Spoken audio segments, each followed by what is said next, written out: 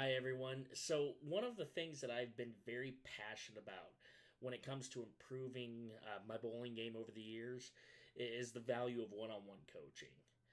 Uh, Recently, on a discussion group on Facebook, the Bowling Science Forum, for those of you who may or may not be familiar with it, uh, I noticed that some folks were getting a little frustrated by a lot of the answers to people asking for bowling advice being find a local coach, and I'm one of the advocates for that, to be honest with you.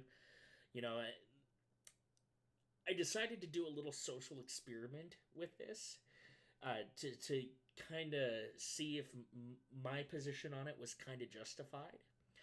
So my my whole thing with finding a local coach, why that's my favorite piece of advice when trying to improve your game, is that uh, when you ask for advice from just a random group of people, I notice that you get a lot of conflicting answers, or at least that's how it felt.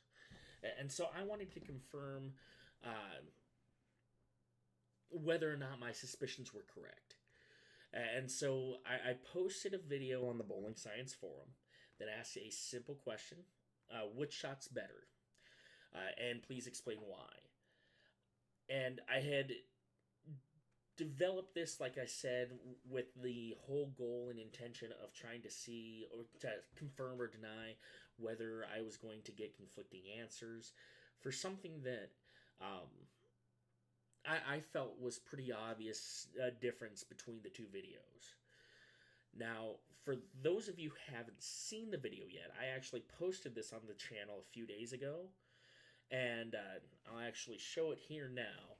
And so, as you can see, the video has it's got two side by side clips, and the video on the left has my new timing, and the video on the right has my old timing.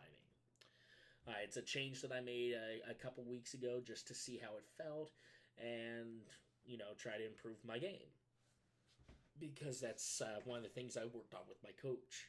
One of the things I want to specify before I go into some of the things that I actually ended up finding in this little social experiment is that I am not saying that either side is right or wrong, regardless of which shot they liked better. Uh, it's just to point out the discrepancies that I found in the answers and the reasons behind the answers. Now, as for anyone from the Bowling Science Forum who participated in this social experiment who's seeing this now, thank you for the feedback. I really do appreciate it. I'm likely going to be posting a link to this video in the Bowling Science Forum, just because it's kind of the main reason why I'm making this video. So, as for the results of my social experiment, you'll see I received a pretty wide range of comments and answers. Of the 23 responses that I received in the first 24 hours that it was up, 17 people preferred the shot with the new timing as opposed to the shot with the old timing. So that means, of course, 6 people preferred the shot with the old timing. And that's fine. But where things got very interesting was the reasons for preferring one shot over the other are very varied. And in certain cases, they're kind of contradictory. And again, I'm not saying that one side is right or the other.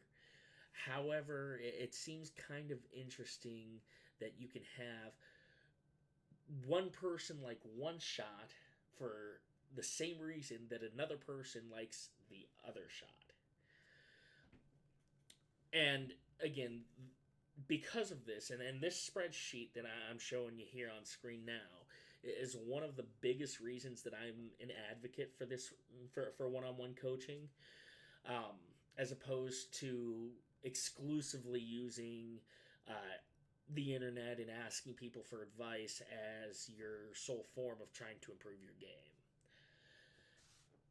And again, I want to make that very clear that just because I'm saying that finding a coach is the best way to improve your game overall doesn't mean that you can't get good feedback from posting a video and saying, hey, what can I do better? But this, I think, goes to show that you should always take any advice that you get online, not only for bowling, but in general, from strangers online with a grain of salt.